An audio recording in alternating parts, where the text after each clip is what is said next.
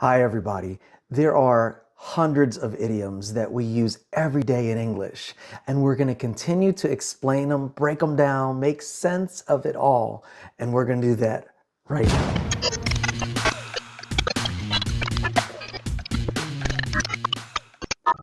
Idioms can be a lot of fun, and they can be confusing too. When you hear them as you're listening carefully to a conversation, it might throw you off a little bit. So we're going to explain two common idioms dealing with the I and the nose. And when you hear them the next time in conversation, you'll get it.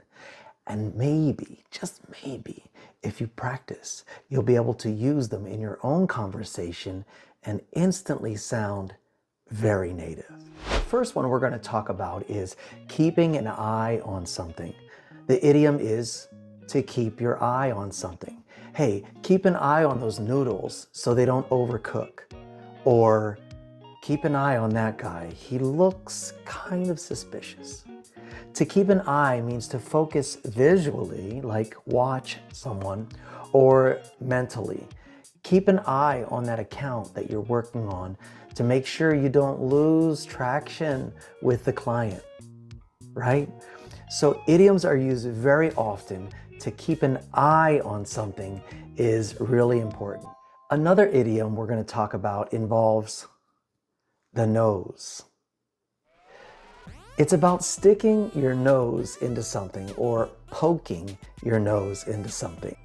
It's about trying to discover something that really doesn't relate to you or going outside of your own business. Someone else would say, mind your own business. Don't stick your nose into that. An example would be, I wish he'd stop sticking his nose into my personal life. It's going where you really shouldn't go. So you have to watch it when you're poking your nose into other people's business, or if you're sticking your nose in places it shouldn't go. You might hear that. You might overhear it as gossip in the break room. Don't poke your nose into other people's business. Don't stick your nose where it doesn't belong.